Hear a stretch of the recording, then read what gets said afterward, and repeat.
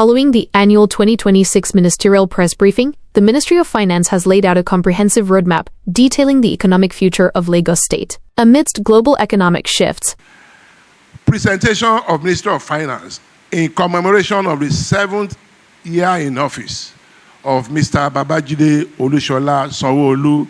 The IMF's latest predictions point to a resilient GDP growth trajectory for Nigeria. In January 2026, the IMF noted that global headline inflation is expected to decline from 4.1% in 2025 to 3.8% in 2026.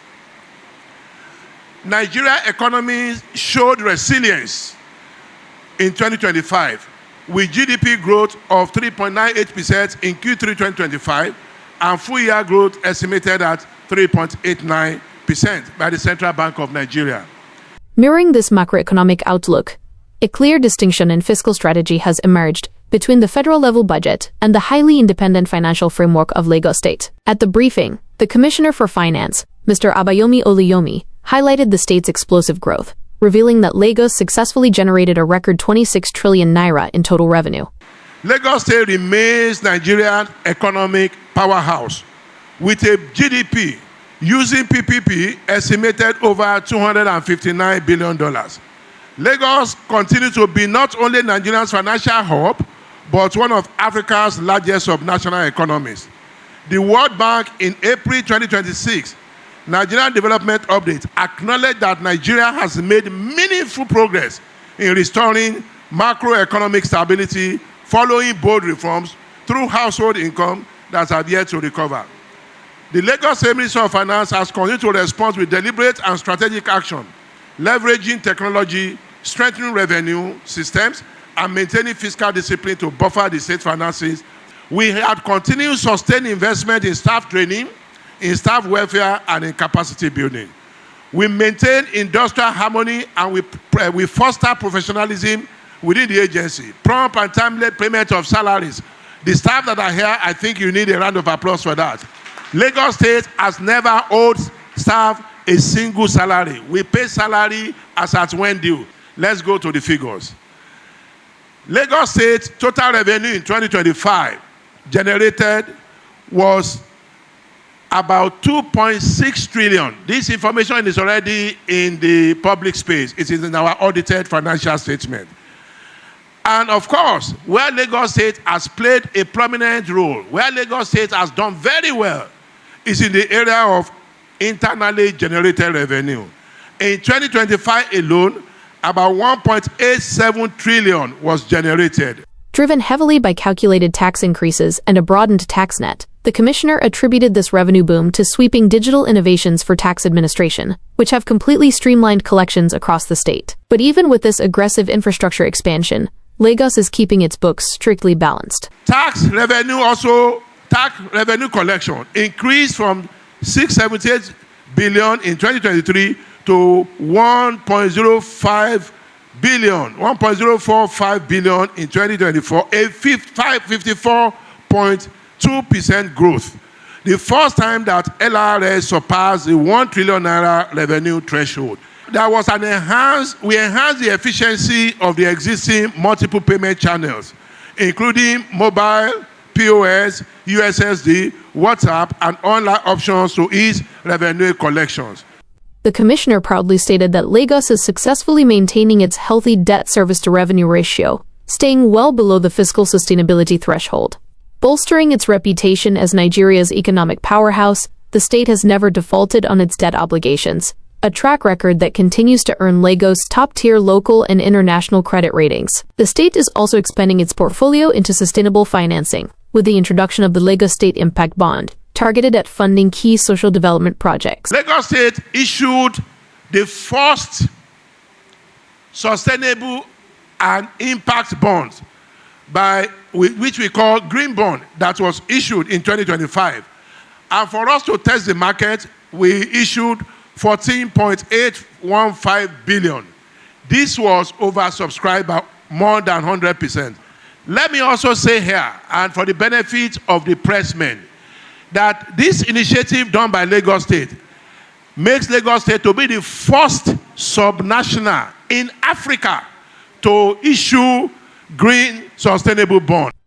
Simultaneously, the state is addressing climate risks head-on by advancing the implementation of a comprehensive flood insurance policy to safeguard investments and public infrastructure. Crucially, the commissioner emphasized that this financial success isn't just numbers on a page, it's being heavily reinvested back into the workforce. Construction of neuropsychiatric hospital at K2 Juni. Construction of Lagos homes at Shangotedo, Ibeshe, Egaigodo, and Ekpe. These are several of the projects that we use this bond to finance. What is very important, to note here is that we have the World Bank threshold, we have the national threshold. Let me explain this for the benefit of the pressmen. So when you say debt service to total revenue, what does it do? It shows the debt service capacity. The World Bank is saying that you must not go beyond 30% in your debt service capacity. The national, that is Nigerian regulation, is saying you must not go beyond 40%. But in Lagos State, we are 16%. In fact, it has even gone down further as our 2026 is 15.8%. Now, another one is total debt to GDP. World Bank is saying all your debt to GDP should not be more than 20%. What do we have in Lagos? Our debt, our borrowing to our GDP is just about 4.7%. Recently, we launched what we called parametric insurance. All of us know that Lagos is below the water level. And because Lagos is below the water level, anytime it rains, we have flood that affect the lives of our people, particularly the poor people. Because of that, even though we have what we call emergency agency, but sometimes if there is a major flood, it sometimes takes like six weeks to be able to do a lot. But what has happened now is we have what we call parametric insurance premium to attack flood. What does it do? What it means that when flood happens, within few hours,